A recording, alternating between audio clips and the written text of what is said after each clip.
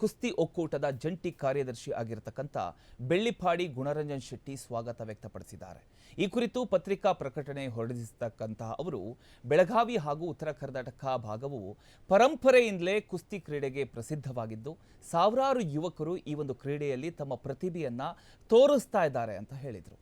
ಬೆಳಗುದಿಯಲ್ಲಿ ಸುಸಜ್ಜಿತ ಕುಸ್ತಿ ಅಖಾಡ ನಿರ್ಮಾಣ ಆಗಿರೋದ್ರಿಂದ ಗ್ರಾಮೀಣ ಭಾಗದ ಯುವ ಪ್ರತಿಭೆಗಳಿಗೆ ಉತ್ತಮ ತರಬೇತಿ ಸಿಗುವುದರ ಜೊತೆಗೆ ರಾಷ್ಟ್ರ ಹಾಗೂ ಅಂತಾರಾಷ್ಟ್ರೀಯ ಮಟ್ಟದಲ್ಲಿ ಸಾಧನೆ ಮಾಡತಕ್ಕಂಥ ಒಂದು ಅವಕಾಶ ಹೆಚ್ಚಾಗುತ್ತೆ ಅಂತ ಅವರು ಅಭಿಪ್ರಾಯಪಟ್ಟರು.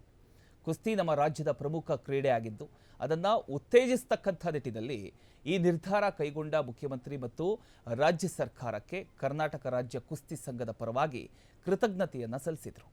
ಮುಂದಿನ ದಿನಗಳಲ್ಲಿ ಬೆಂಗಳೂರಲ್ಲೂ ಕೂಡ ಸುಸಜ್ಜಿತ ಕುಸ್ತಿ ಅಖಾಡ ನಿರ್ಮಾಣ ಮಾಡುವಂತೆ ಮುಖ್ಯಮಂತ್ರಿ ಸಿದ್ದರಾಮಯ್ಯ ಅವರಿಗೆ ಮನವಿ ಮಾಡೋದಾಗಿಯೂ ಕೂಡ ಅವರು ತಿಳಿಸಿದ್ದಾರೆ.